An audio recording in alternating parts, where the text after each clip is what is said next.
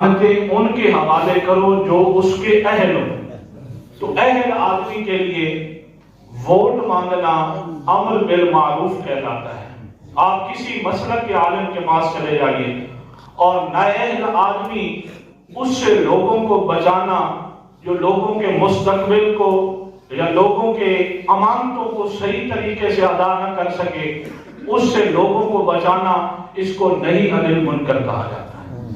قرآن مجید کی تفسیر میں علماء نے یہ بھی نقل فرمایا، تو اس سے لمبی چوڑی بات ہے، ہم امید رکھتے ہیں، چونکہ الیکشن سر پہ ہیں، ہم امید رکھتے ہیں مولانا صاحب سے، ہمارے علاقے کو انہوں نے، ہماری گلیوں کو، ہمارے شہروں کو، دیہاتوں کو دیکھا ہے۔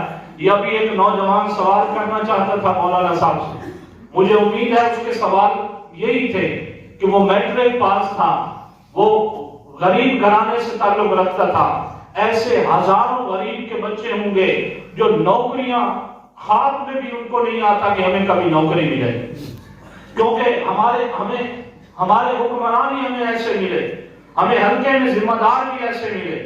اور اس کے ساتھ میں عرض کروں کہ ہمیں امید ہے ان سے، وقت آ رہا ہے، اللہ ضرور ان کو کامیابی عطا فرمائے۔ آپ نے دیکھا تنقید نہیں ہے، تنقید برائے اصلاح ہے، جیسے مولانا صاحب بھی ہر بیان میں فرماتے ہیں کہ میری ذاتی کسی سے کوئی دشمنی نہیں، اللہ کے گھر میں کھڑے ہماری ذاتی کسی سے کوئی دشمنی نہیں، لیکن میں بھی جب سے پڑھ کے اپنے اس بستی میں آیا ہوں، ہمیں بھی کچھ نہیں نظر آیا۔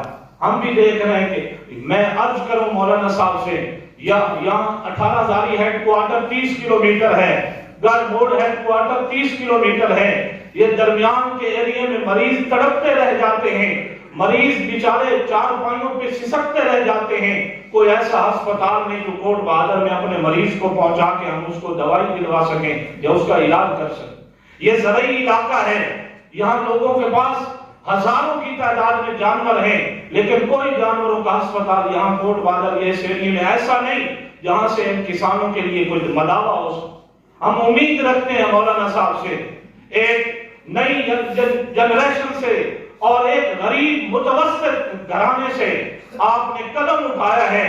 آپ نے 5 سال تک نہیں بلکہ میں کہوں 12 سال تک آپ نے اس حلقے کی گلیوں کوچوں میں، لوگوں کے غموں میں، فاتحہ خوانیوں میں، خوشیوں میں آپ شریک ہوئے ہیں۔ آپ کے پاس اتنا سرمایہ بھی نہیں تھا، لیکن ہم اللہ کے گھر میں انشاءاللہ عہد کرتے ہیں، امید ہے آپ بھی میرے ساتھ عہد کریں گے کہ آپ نے دیانت داری کے ساتھ 5-10 سال لوگوں کے اندر اپنی حاضری پیش کی ہے۔